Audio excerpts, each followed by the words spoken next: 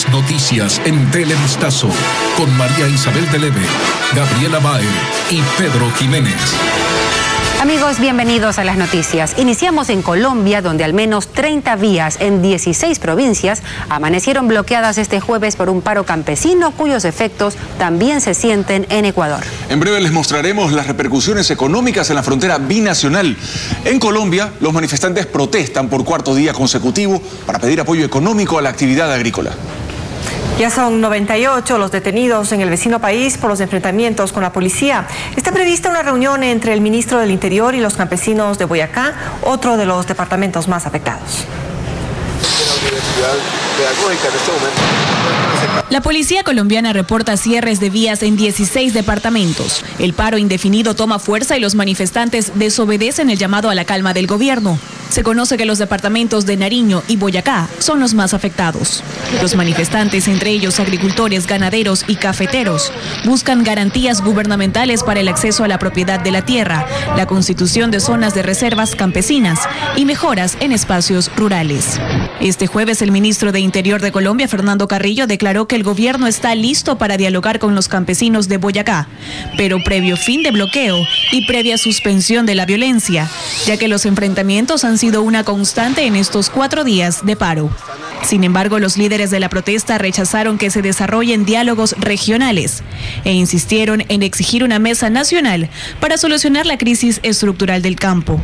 15.000 agentes policiales han sido desplegados en todo el país para controlar las decenas de manifestaciones. Hasta el miércoles, 82 policías y un número indeterminado de huelguistas resultaron lesionados y 98 personas fueron detenidas por promover la violencia. El paro en Colombia se reactivó a pesar que ayer el gobierno colombiano condicionó el diálogo y algunas comunidades se retiraron de las vías. Este jueves, indígenas y campesinos se reagruparon y advirtieron con tomarse el puente internacional de Rumichaca. Hernán Higuera se encuentra en esa zona y le preguntamos, Hernán, buenas tardes, ¿cuál es el ambiente que se vive ahí en estos momentos? Te escuchamos. ¿Qué tal, Pedro? Amigos televidentes, muy buenas tardes. Así es, al menos del lado ecuatoriano se esperaba que hoy termine el paro indefinido en Colombia para que se vuelva a la normalidad en cuanto a la actividad comercial, pero no. Cuando anoche se retiraban algunos miembros de las comunidades indígenas colombianas, pues esta mañana se reagruparon y anunciaron que radicalizarían la medida si es que el gobierno finalmente no decide solucionar los planteamientos que ellos establecen en los petitorios que han hecho llegar a los ministros la tarde de ayer. Tenemos un informe sobre lo que pasó esta mañana, veamos. Si no negocian aquí, el pueblo que le está reclamando somos miles. ¡Viva el paro nacional! Es así como los indígenas, campesinos y transportistas colombianos se reagruparon. Y es que anoche algunos regresaron a sus comunidades, pero esta mañana otros llegaron y con más provisiones para continuar el paro. Cueste lo que nos cueste, aquí vamos a vivir 4 o 5 meses, porque el gobierno, los pobres campesinos, ya estamos muriendo de hambre, no nos da nunca una solución. Y así, hay sectores que no están dispuestos a irse, a levantar el paro, a habilitar el tránsito mientras dicen no les den respuestas. El gobierno, si quería sentarse a negociar, debería de estar en el medio, negociando con nosotros, no con los señores gobernadores. Otros son más radicales y proponen a sus líderes llegar incluso a una toma del puente internacional de Rumichaca para que sean escuchados. Mirando la situación como se viene dando, sí se está pensando eso, no los gobernadores, sino la comunidad. Pero ahí está la fuerza pública colombiana, vigilante de que los manifestantes no avancen. Del otro lado del puente, los transportistas ecuatorianos, quienes tenían la esperanza de que hoy se termine la medida, de hecho, sufren por la baja en sus negocios. Nos está afectando bastante porque el tráfico y de cuestión de los pasajeros no hay aquí. En el centro, pues los almacenes, graneros, está todo cerrado, no hay gente. Los mercados igual se ve poca, solo se ve la gente de aquí mismo de Ecuador. Así se enfrenta el cuarto día de paralización en Colombia y de pérdidas en Ecuador.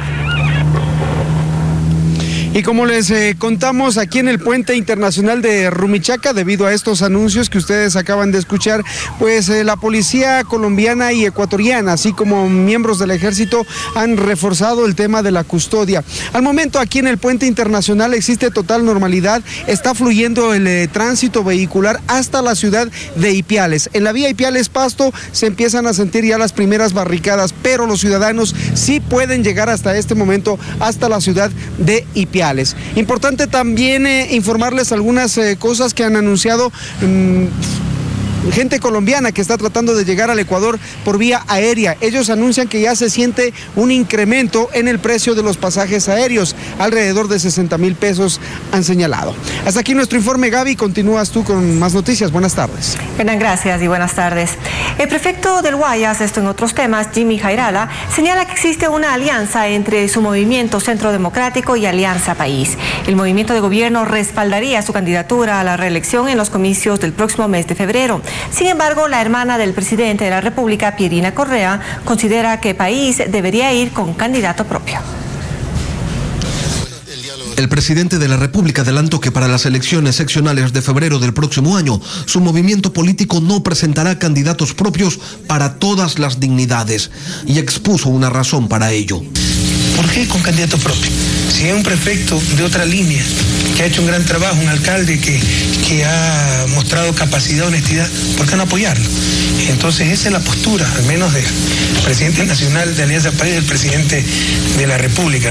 El prefecto de la provincia del Guayas, Jimmy Jairala, aspira a la reelección y cuenta que su movimiento Centro Democrático contará con el respaldo de Alianza País en la próxima contienda. Acuerdo en la medida pues en que tenemos todos claro que una vez que pasen las instancias de las convenciones, se ratifique que para prefectura y viceprefectura el acuerdo está consolidado. Señala que País deberá designar a su compañera de fórmula, pero aclara que la hermana del presidente, Pierina Correa, quien perdió justamente ante él la prefectura en la elección anterior, no podría ocupar ese puesto. Más allá del respeto que le tengo como dama, es natural que si durante todo este tiempo ha cuestionado la alianza, pues resultaría una ironía que sea la compañera de fórmula del prefecto. Pierina Correa ha señalado a distintos medios de comunicación que País debería correr con candidatos propios en la provincia del Guayas en los próximos comicios. Jairala, por su parte, reconoce que falta coordinar con País para determinar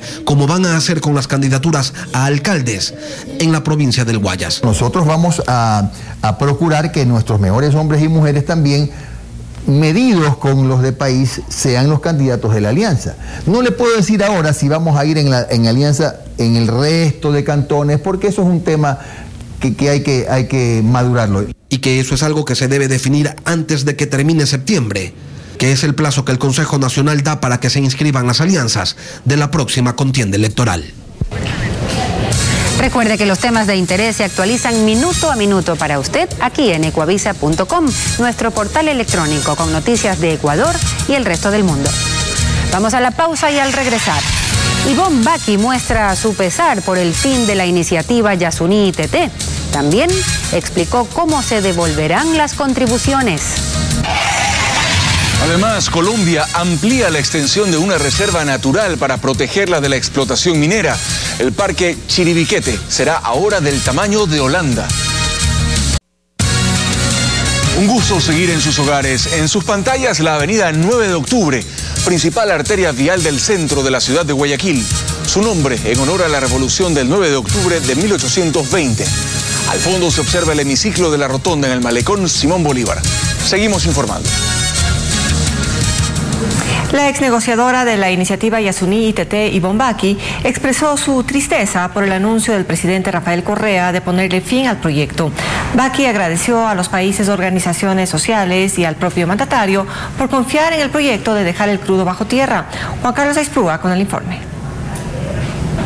Vestida de verde, Ivonne Baki, ex negociadora de la iniciativa Yasuní ITT, llegó al salón de un hotel de la capital.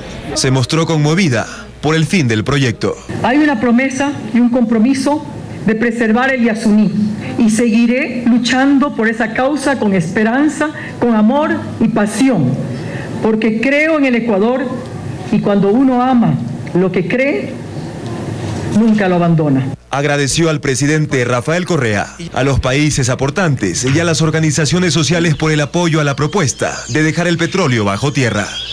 Logramos concientizar a cientos de millones de personas en el mundo. Por primera vez el Ecuador entró en la mente y el corazón de los pueblos. Si a esto no lo podemos catalogar como un éxito, ¿Qué podemos llamar exitoso? Explicó el mecanismo para devolver el dinero. Dijo que todo dependerá de una reunión con el fideicomiso que manejaba el fondo para el Yasuní ITT. Los ministros de Relaciones Exteriores y Movilidad Humana y de Finanzas deberán realizar la convocatoria para la sesión de la Junta del Fideicomiso para la iniciativa Yasuní ITT y decidir sobre el proceso de terminación y liquidación del patrimonio autónomo del fideicomiso. Marcela Guiñaga asistió a la rueda de prensa de Ivonne Baki, la segunda vicepresidenta de la Asamblea. Se refirió al pedido del presidente para que la función legislativa apruebe la explotación al ITT. De creer lo necesario la Asamblea, pero creo que es, digamos, un poco prematuro que la Asamblea Nacional se pronuncie cuando todavía no llega el pedido del presidente ni los informes que sustenten su solicitud. Ivonne Baki considera que la crisis europea y las necesidades de desarrollo de Ecuador influyeron para terminar con una iniciativa que quedará en la historia del planeta. Mientras tanto, representantes de organizaciones sociales se reunieron esta mañana para definir la pregunta para una consulta popular sobre la explotación de los campos petroleros ITT. Patricio Díaz se encuentra ahora en la Corte Constitucional y le preguntamos cuál es el texto de esa pregunta. En efecto, Marisabel, amigos televidentes, buenas tardes. Hace poquísimos minutos llegaron hasta aquí las organizaciones sociales y juveniles, hasta la Corte Constitucional para entregar la pregunta que ellos proponen para la consulta popular, porque la Corte Constitucional debe entregar el aval a esa pregunta. Esta pregunta que ellos proponen es la siguiente: ¿está usted de acuerdo en que el gobierno ecuatoriano mantenga el crudo del ITT, conocido como Bloque 43, indefinidamente bajo el subsuelo? ¿Sí o no? Es la pregunta que las organizaciones sociales han presentado a la Corte Constitucional para que avale esta consulta popular. Desde muy temprano, desde las 9 de la mañana, diversos representantes de dirigentes de las organizaciones sociales y juveniles se reunieron en la Ecuarunari y luego de ello llegaron hasta acá, hasta la Corte Constitucional. Como vemos, Julio César Trujillo es el abogado patrocinador de esta consulta que se le hace a la Corte Constitucional respecto de la viabilidad dentro de la Constitución de esta pregunta que proponen las organizaciones sociales. Quienes estuvieron aquí en la calle Gran Colombia protestando en contra de la explotación petrolera, se dirigieron de inmediato hacia el Consejo Nacional Electoral, también para presentar allí la solicitud de autorización para la recolección de firmas. Recordemos que para la recolección de firmas, de acuerdo a la Constitución, se requiere el 5% del registro electoral. Hablamos de cerca de 600.000 firmas. Insistimos, en estos momentos se fueron las organizaciones sociales a entregar esa solicitud al Consejo Nacional Electoral. Es la información que les tenemos desde aquí, desde la Corte Constitucional. Pedro, volvemos contigo. Seguro, gracias, Patricio. Y Colombia oficializó la ampliación del Parque Nacional Natural de Chiribiquete. De esta manera, el presidente Juan Manuel Santos pretende que el bosque esté libre de la tala de árboles y de la explotación minera y petrolera. Este es el Parque Nacional Sierra de Chiribiquete, ubicado en la región amazónica colombiana, entre los departamentos de Caquetá y Guaviare. Con 1.3 millones de hectáreas, esta zona de reserva natural ya era la más grande del país, pero ahora que ha sido ampliada a 2.8 millones de hectáreas, quedará con un tamaño equivalente al de Holanda. El presidente Juan Manuel Santos oficializó la ampliación en una ceremonia especial, en la que destacó el aporte que su nación entrega al mundo. Es, en el fondo, una apuesta por la vida, por la sostenibilidad y por el bienestar de los colombianos, pero también de la humanidad. Colombia busca así mantener esta reserva natural libre de la explotación minera e hidrocarburífera, así como de la deforestación. Chiribiquete es el hogar de al menos 360 tipos de aves, 160 especies de mariposas y 8 tipos de primates. Para lograr esta estrategia, el gobierno colombiano desarrolló en los últimos 2 años una ambiciosa iniciativa de captación y ejecución de recursos, que cuenta con el apoyo de países como Noruega, Alemania y Reino Unido, por lo que ha recaudado cerca de $100 millones. Más adelante en Televistazo, Se resuelve una de las 5 muertes registradas el 30 de septiembre de 2010 durante la revuelta policial. También le diremos cuál fue la sentencia para el exgerente de la cooperativa Maquita Cook. Les tendremos un informe.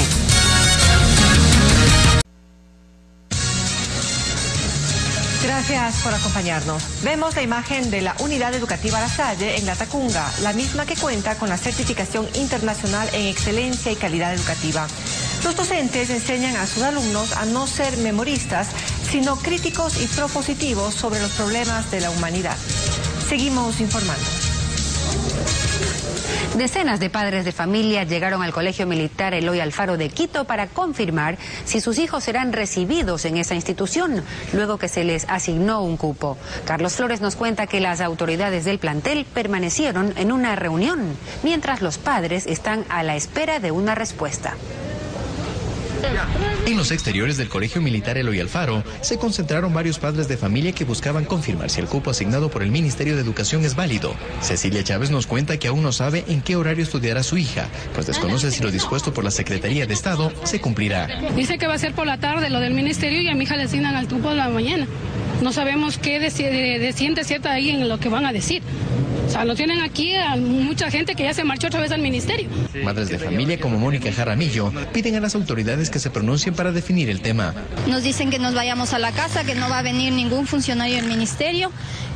Parece que estorbaríamos aquí un poco, entonces es una situación incómoda y yo creo que todos los padres necesitamos respeto. Por varios minutos intentamos obtener declaraciones de las autoridades del Colegio Militar Eloy Alfaro, sin embargo se encuentran en una reunión y no pudieron recibirnos. La incertidumbre de los padres, tanto de quienes ingresan como quienes han cursado aquí, es grande. Mariana Cárdenas cree que la decisión del cambio de la institución militar a fiscal se debió evaluar con tiempo, pues esto le ha generado preocupaciones y algunas dudas. Acostumbrados siempre a que el nivel académico de la institución ha sido superior, nos preocupa que ahora o se mantenga, sería lo bueno, porque de lo contrario si baja tendremos que tomar decisiones, tal vez de buscar otra institución.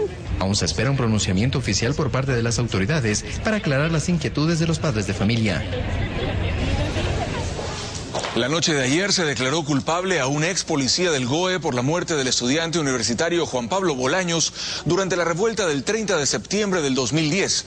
La familia del fallecido está conforme con la decisión, pero la defensa del policía asegura que cometieron una injusticia. Jacqueline Rodas con el informe. Cuando están por cumplirse 3 años de la revuelta policial del 30 de septiembre, se da la primera sentencia por una de las 5 muertes registradas de ese día.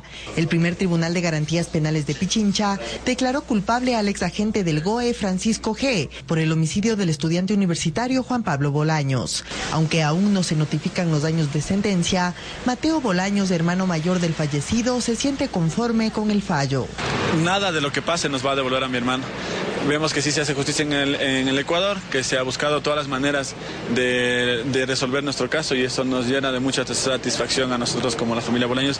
Aquí en la avenida Mariana de Jesús, tan solo unos metros más abajo del lugar en el que cayó el policía Froilán Jiménez, habría recibido los disparos Juan Pablo Bolaños. Por eso hace un año sus familiares y algunos compañeros de la Facultad de Economía de la Universidad Central donde él estudiaba colocaron esta placa en su memoria. ¡No te mueras! ¡No te mueras! Ese día, tras caer malherido, la gente subió a Juan Pablo en esta camioneta, pero cuando llegó al hospital ya no tenía signos vitales a causa de 2 disparos, uno recibido en su nuca y otro en la parte posterior de su pierna derecha. Según la Fiscalía, las balas encontradas en su cuerpo pertenecían al arma asignada a Francisco G., pero la defensa del policía cuestionó la calidad del peritaje y denunció que se busca un culpable a toda costa. Él no es responsable de los actos. Nosotros esperaremos el fallo a fin de presentar el recurso pertinente, la nulidad y la apelación. Según el Código Penal, el ex policía podría recibir entre 8 y 12 años de reclusión, aunque el tribunal anticipó que tomarán en cuenta varias atenuantes. Terminó el plazo para la entrega de documentos para designar a 200 agentes de tránsito en Guayaquil. Esto forma parte del proceso de traspaso de competencias de tránsito y transporte que ejecuta el municipio. Andrés Dumblot dialogó con autoridades encargadas que difieren en el número de uniformados necesario para controlar el tránsito en la ciudad. Marjorie Méndez y Kevin Querido son dos de los 1.700 postulantes que atendieron al llamado de la empresa municipal de tránsito para reclutar a 200 agentes, supervisores e inspectores civiles. Me da la oportunidad de seguirme superando como persona y dar un buen ejemplo en mi familia.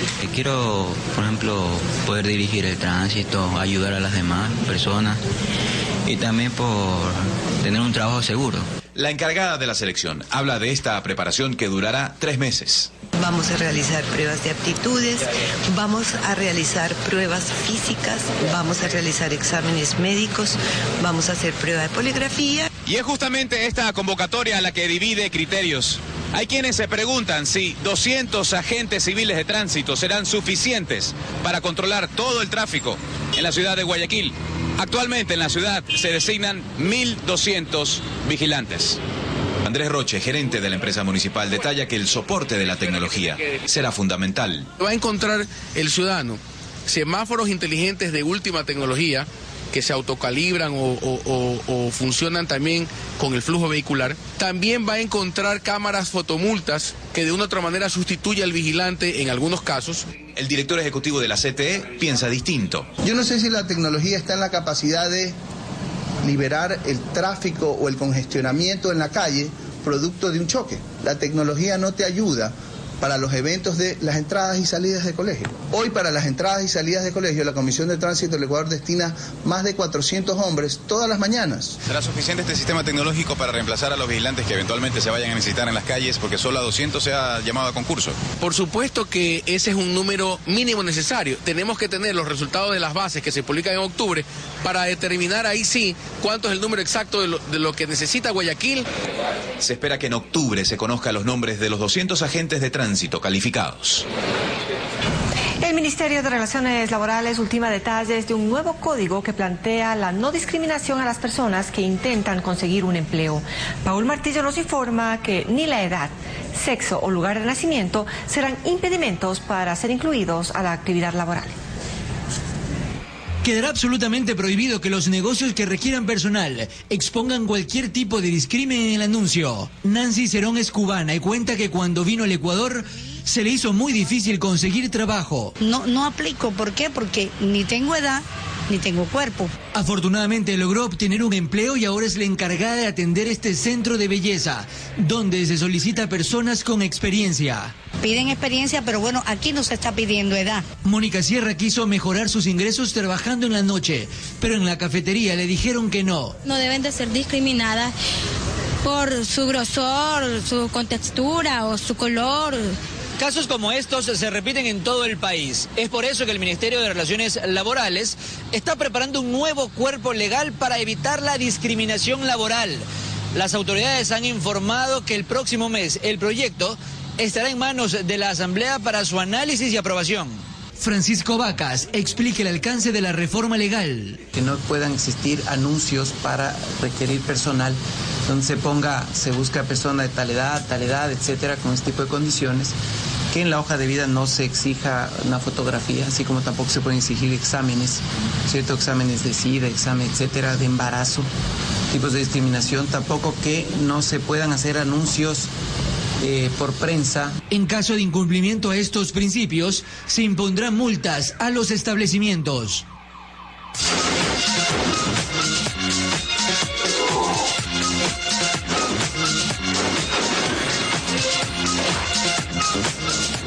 Amigos, muy buenas tardes y bienvenidos a Gente. Soy Andrea Benítez, como siempre feliz de estar con ustedes. Vamos a empezar con muy buena información, como siempre. Esta noche la cantante ucraniana Luciana Hakman ofrecerá un concierto llamado Yo Soy Aquella, en el que interpretará temas de grandes cantautores. Samantha Mora conversó con ella y nos cuenta más sobre el evento. Veamos. Yo soy aquella, así se titula el concierto de Luciana Hakman, un espectáculo con temas inolvidables de artistas como Rafael, Roberto Carlos y otros reconocidos cantautores, que usted podrá disfrutar hoy en el Teatro Sánchez Aguilar a las 20 horas en el Salón Saruma. Me di cuenta que más hermosas canciones cantan hombres.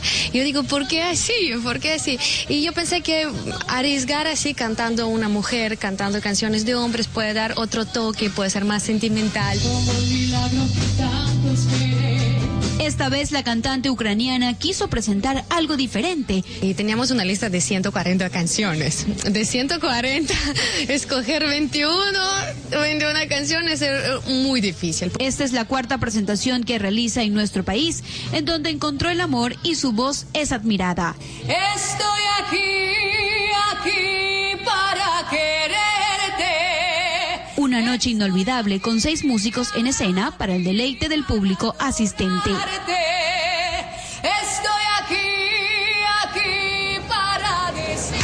Y en Farándula del Día, un conocido actor reveló su homosexualidad en una carta, mientras que la novia de Luis Miguel confesó haber tenido relaciones con mujeres. Conozca lo nuevo del cantautor Robbie Draco Rosa, que a mí me encanta, y también la sorprendente dentadura que mostró Madonna en un evento. Todo esto, por supuesto, en nuestro mix con María José Hidalgo.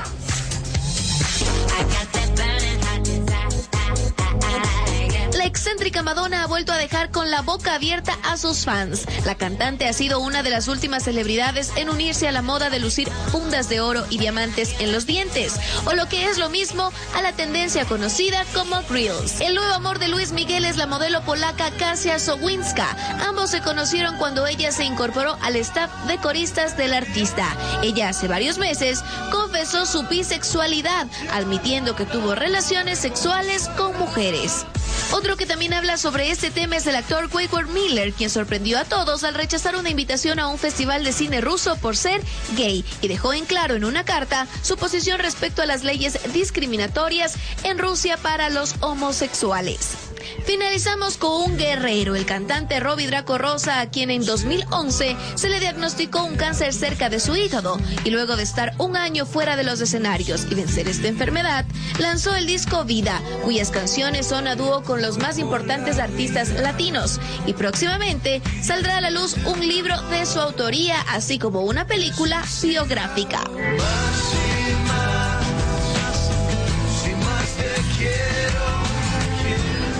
Con esto nos despedimos por el momento. Recuerden que tenemos también gente a las 20 horas y conmigo mañana a las 3 en punto. Un beso para ustedes.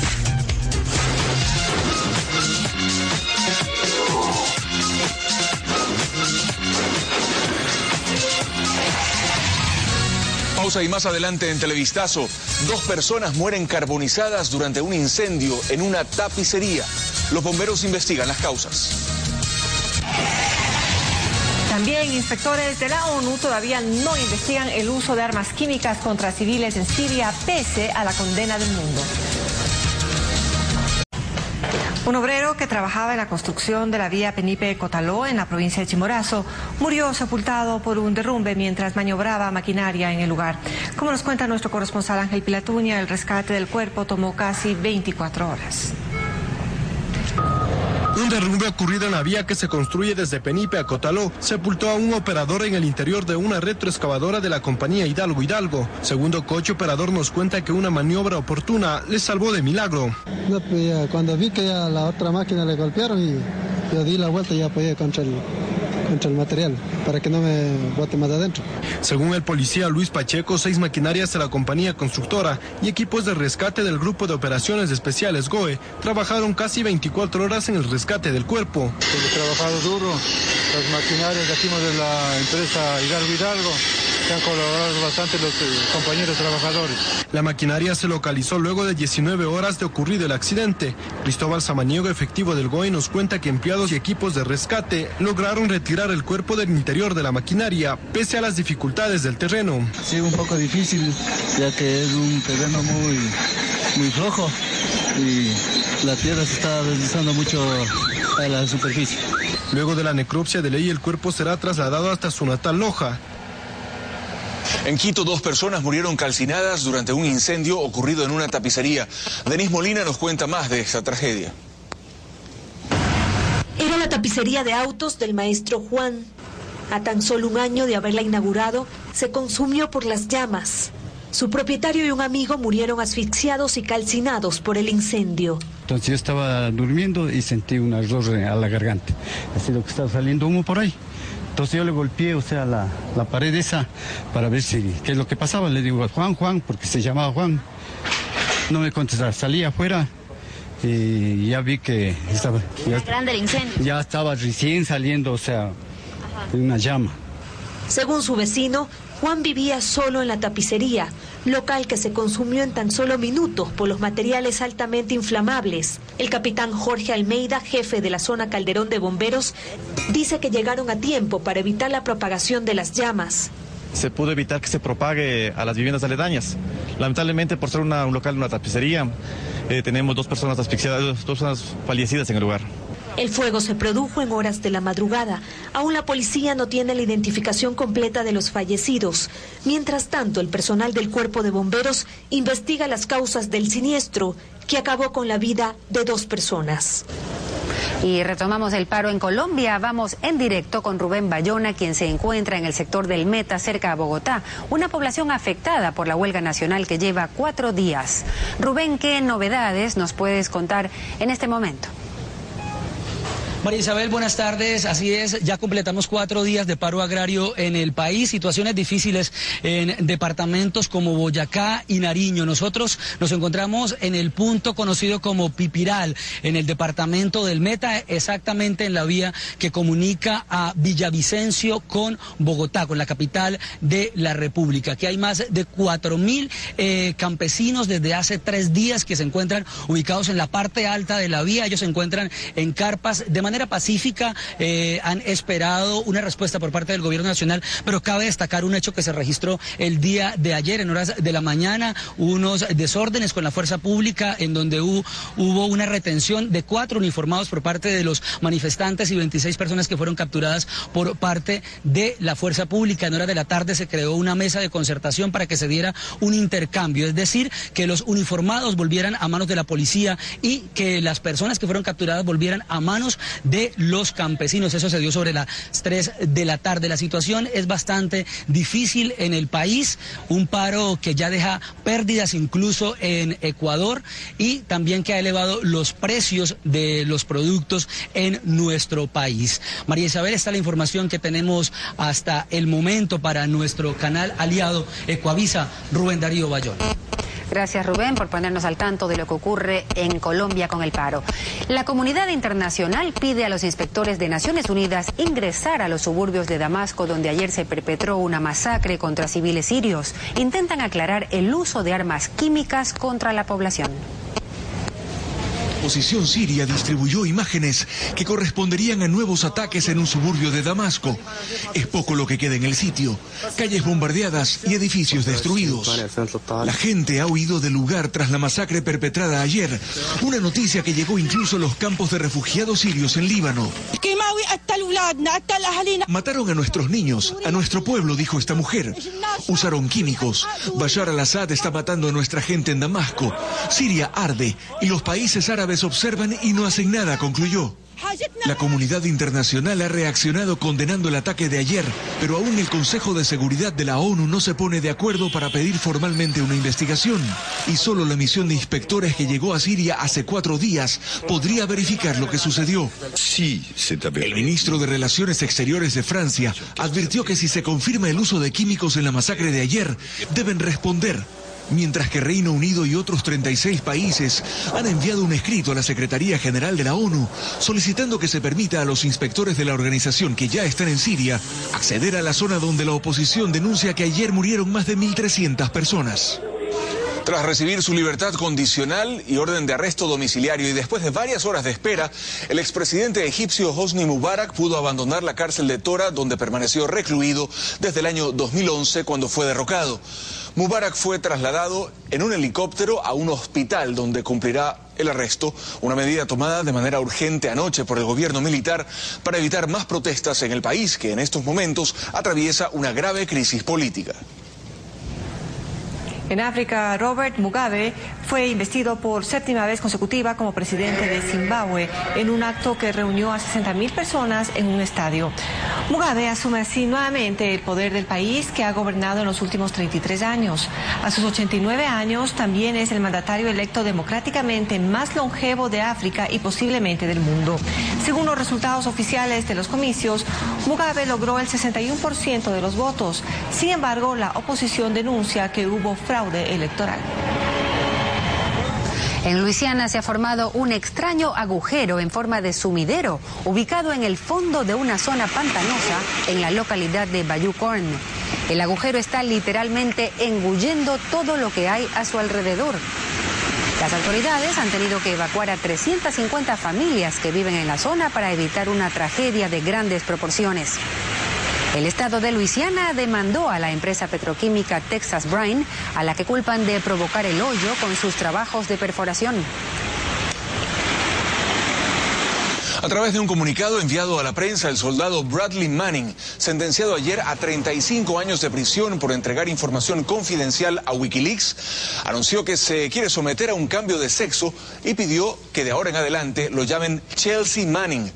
Por su parte, el abogado de Manning, David Combs, indicó que cree que su cliente podrá salir en libertad condicional dentro de 7 años, aunque en realidad espera que el presidente Barack Obama lo indulte. Un gran barco anfibio de la Marina rusa sorprendió a decenas de bañistas al llegar a una playa turística sin previo aviso. El suceso ocurrió en Kaliningrado cuando el barco llamado Subr del Ministerio de Defensa de Rusia atracó en medio de los turistas. Algunos celebraron el suceso, pero otros se enojaron por cuanto temieron por sus vidas. Las autoridades del país aseguraron que la playa pertenece al ministerio y por lo tanto podía desembarcar allí.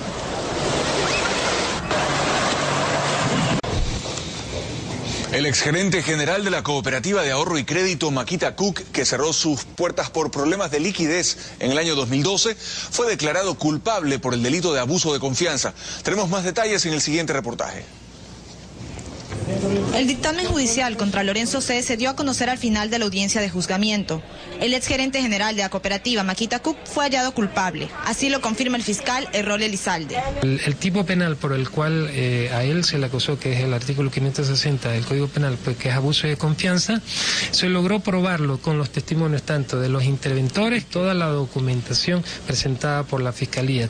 Todos los dineros. Él tenía que hacer un empleo, un uso determinado de esos fondos, pero de esos fondos captados, prácticamente él los hizo desaparecer. Sin embargo, el abogado Héctor Vanegas reitera la inocencia de su defendido y expone sus argumentos. No tiene y no es dueño ni siquiera de un juguete, peor de una casa, de una moto o de bienes. Y para que haya apropiación indebida, tiene que haber algún aprovechamiento personal que no existe en este caso. Otros 2 empleados de la cooperativa ya fueron juzgados por el mismo delito el pasado 11 de julio. Una persona era asistente contable, pero tenía muchas funciones ahí.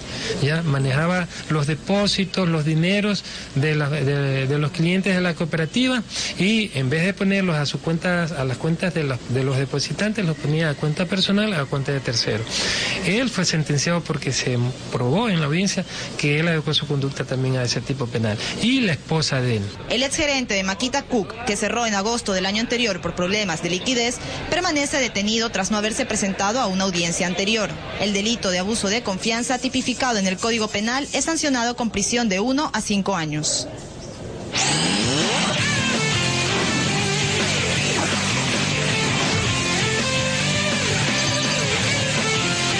Hola, ¿qué tal? Buenas tardes. Iniciamos los deportes con las incidencias del alentador empate que consiguió la noche de ayer el Club Independiente del Valle en Copa Sudamericana. El equipo de Sangolquí obtuvo un empate de 1-1 en Santiago ante la Universidad de Chile y sueña en grande con una clasificación a la tercera ronda del torneo. Veamos los goles.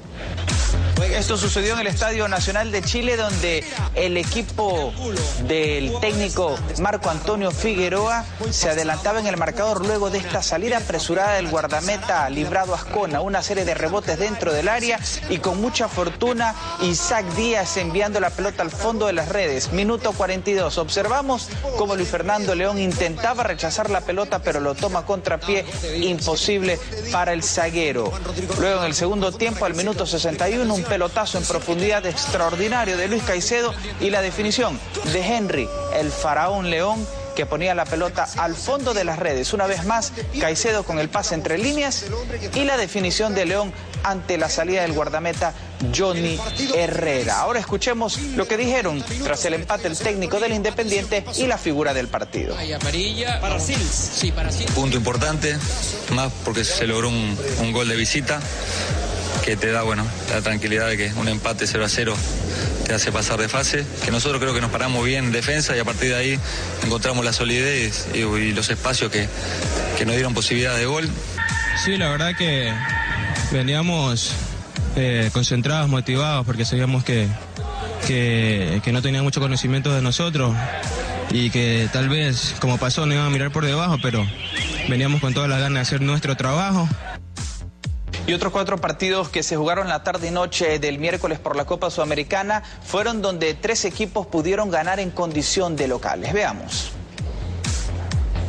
Iniciamos esta revisión en Santa Catarina, donde el Criciúma cayó en casa 1-2 ante el Ponte Preta. El primer gol era de César al minuto 6, luego Chiquiño ponía el 0-2 al minuto 67 y al 88 Joao Víctor. El Vitória derrotó 1-0 a Coritiba con gol de Fabricio. Libertad 2-0 al Mineros. Zamudio con la primera anotación y Brian Montenegro el 45, en tanto que el Itagüí derrotó 1-0 al River Plate de Montevideo con la anotación de Víctor Cortés al minuto 63. Y esta tarde otro equipo ecuatoriano competirá en la Copa Sudamericana. Liga de Loja recibirá a Nacional de Paraguay en el estadio Reina del Cisne en partido de ida de la segunda fase del torneo. José Vicente Ponce nos cuenta las últimas novedades. El equipo de Liga de Loja quiere mantener su invicto en la Copa Sudamericana, donde no ha perdido desde el año anterior. Esta tarde y noche enfrentará al Nacional de Paraguay en el primer partido entre ambos en esta segunda fase del torneo internacional. Alex Aguinaga formaría con Fernández, Gómez, Ayala, Bermúdez, Ayoví, Arce, Arroyo, Castillo, Uchuari, Barbosa y Renato. Por su parte, el conjunto paraguayo, que estuvo concentrado un día en Guayaquil, salió ayer hacia la capital lojana para adaptarse a la altura pocas horas antes del encuentro. Va a ser importante porque ahí va a definir el rumbo para nosotros de lo que será ya el partido y bueno, ojalá que podamos llegar bien y llevar el resultado. Los guaraníes alinearían con Don, Peralta, Cáceres, Piris y Miers, Melgarejo, Riveros, Torales, Achucarro, Orué y Balbuena. Liga de Loja versus Nacional de Paraguay comenzará a las 17:40 con arbitraje del colombiano Adrián Vélez. Ayer por la noche Emelec retornó al país luego de su participación en la Copa Sudamericana, en la que obtuvo un desalentador resultado frente a la Universidad Católica. Ahora los eléctricos se concentran en el campeonato ecuatoriano. Veamos las reacciones de los jugadores en el siguiente informe de Paula Camposano. El terrible resultado que sacaron los eléctricos en su visita a la Universidad Católica de Chile los pone con un pie fuera del torneo sudamericano. Pese a esto, en los jugadores persiste el optimismo de poder arreglar dicha situación en el partido de vuelta a jugarse el próximo martes 27 de agosto en Guayaquil. Llegar a la igualdad y por lo menos ir a los penales, ¿no? Nada es imposible, sabemos que en el campo nos hacemos fuertes, esperemos poder remontar ese marcador. Que de pobres momentos nos hemos levantado y lo importante es que ese grupo es fuerte. Ahora el conjunto eléctrico deberá corregir los errores que recae principalmente en el tema de las expulsiones, según el técnico Gustavo Quinteros. Nos hicimos expulsar de manera infantil en las 2 expulsiones en el primer tiempo y perjudicamos terriblemente el futuro de la eliminatoria. Por lo pronto, Emelec retornó esta mañana a los entrenamientos en el Estadio Capuel, escenario donde el próximo sábado recibirá al Deportivo Cuenca en el torneo local. El día sábado tenemos que sacar un resultado positivo, pensar en que hay que dar vuelta a la página. Emelec suma 18 puntos y comparte provisionalmente la punta del campeonato con la Universidad Católica. En el plano nacional, Gustavo Boues duda para el clásico capitalino entre Liga y Deportivo Quito, que se jugará este sábado a las 16 horas en el Estadio Olímpico Atahualpa. Miriam Zambrano nos cuenta sobre su reemplazante y otros detalles. Una distensión del muslo izquierdo genera la primera y principal baja de Liga para el partido del sábado frente a Deportivo Quito. Si Gustavo Bou no llega a recuperarse, Edgardo Bauza ya tiene a su reemplazante. Estuvimos probando con el mismo equipo que empezó jugando el último partido, nada más que Bolaño en lugar de Bou. Por otra parte, y tras 2 meses de ausencia por lesión, Enrique Vera vuelve a estar en la mira del técnico. Y es probable que nos pueda acompañar, pero en el banco. No, del arranque no. El propio jugador sabe que deberá primero retomar su nivel. Los 90 minutos seguramente me va a costar bastante, como todo jugador que sale de una lesión es difícil. Trataremos de hacer bien las cosas para el día sábado y, como dije, tratar de poder ganar y seguir sumando, que va a ser importantísimo. Los albos, que han perdido sus 2 encuentros del año con los Chuyas, también recuperan en la banca a su entrenador, que estaba suspendido pero fue absuelto en la última sesión de la Ecuatoriana de Fútbol. Y siguiendo con el campeonato nacional, el plantel de Barcelona sigue trabajando para la disputa del partido con Liga de Loja este domingo. Y hay jugadores que se recuperan de sus lesiones. José Vicente Ponce nos da más detalles.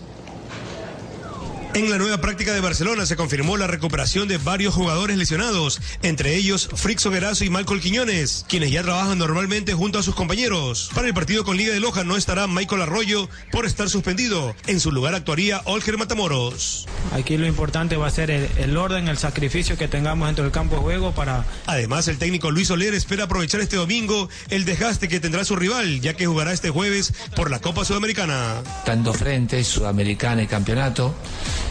Va a jugar el jueves, nosotros jugamos el domingo. No está en una posición fácil, nosotros tenemos que aprovechar todo ese tipo de cosas. Después del entrenamiento, los jugadores quedaron concentrados y esta tarde tendrán una nueva jornada de trabajo. Y nos despedimos con una buena noticia. 2 medallas de plata fueron las que ganó para Ecuador el ciclista Juan Carlos Bosch Mediano en los Juegos Olímpicos categoría máster que se desarrollaron en Turín, Italia. Miriam Zambrano estuvo con el ciclista riobambeño, quien nos cuenta sobre este logro. 29 años después de que se subió por primera vez a una bicicleta de competencia, Juan Carlos Bosch Mediano logró lo que ni él mismo creía posible. Consiguió 2 veces medalla de plata en los recientes Juegos Olímpicos Máster de Turín, Italia. La una en la persecución individual, que es mi especialidad. Luego fui a la carrera de sprint o velocidad pura, otorgándole el segundo lugar a Ecuador por encima de otros 30 países en competencia, compartiendo podio con la élite mundial. Me ganó el británico. Segundo quedé yo y tercero quedó Rusia. Otro podium de ensueño fue Noruega, Ecuador, Italia. Juan Carlos ha sido además 19 veces campeón nacional, 4 veces campeón panamericano máster, campeón de la Vuelta a Guatemala entre sus más grandes logros, y a sus 43 años continúa preparándose para nuevos retos. Pronto tengo Vuelta al Ecuador a finales de septiembre, campeonato panamericano en Guadalajara, México a finales de octubre. Y aunque alcanzar el oro olímpico es su inspiración, su más grande propósito, asegura, es dejar un legado a la juventud. Ahora los invitamos a dar una mirada a la exposición Los monstruos que habitan en mi interior de la artista guayaquileña Larisa Marangoni. Una obra que mediante esculturas interpreta el arte colonial religioso, pero desde el punto de vista del arte contemporáneo. Observar la última obra de Larisa Marangoni es sumergirse en un mundo interior que invita a la autorreflexión.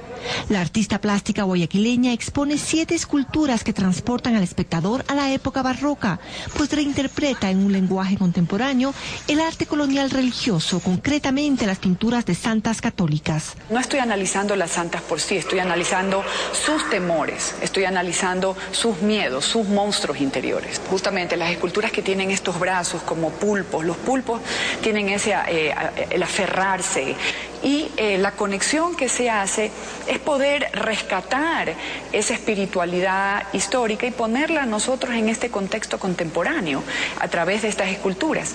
Las formas son raras, son diferentes, pero son muy orgánicas. Tú las analizas, parecen brazos, parecen troncos, parecen pelos. La artista invita a hacer un viaje por la vida interior de cada persona, independientemente de su fe o creencia, género o condición.